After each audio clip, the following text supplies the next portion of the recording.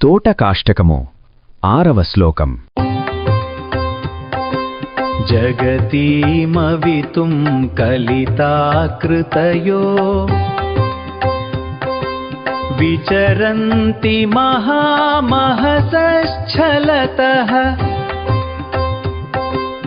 అహిమాంశురివాత్ర విభాసి గురో భవశంకర దేశిక మే శరణం. ప్రతిపదార్థం.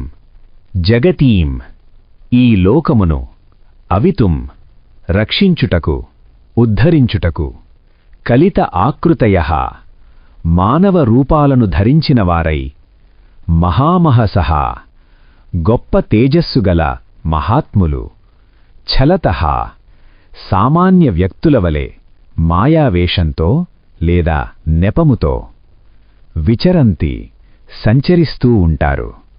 గురోహో ఓ గురుదేవా, అత్ర ఈ లోకమునందు అంటే వారిలో, అహిమాంసుః ఇవ సూర్యునివలె చెల్లని కిరణాలు లేనివాడు అంటే వేడి కిరణాలు గల సూర్యుడు, విభాసి ప్రకాశిస్తున్నావు.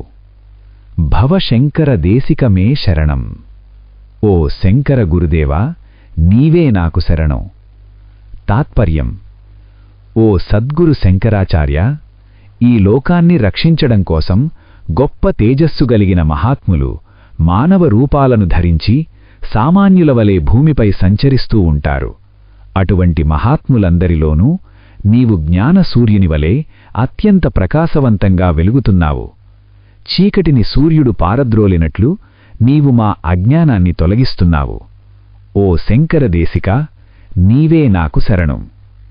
శ్లోక విశేషం. ఈ శ్లోకంలో అహిమాంసుః అంటే సూర్యుడు అని అర్థం. అంధకారాన్ని పారద్రోలే సూర్యునివలే శంకరాచార్యులవారు అజ్ఞానమనే అంధకారాన్ని తొలగిస్తున్నారని ఇక్కడ ఉపమానం అంటే మెటఫర్ వాడబడింది. లోక కళ్యాణం కోసం పరమాత్మవే గురువుగా అవతరిస్తారని శిష్యుడిక్కడ భావిస్తున్నాడు.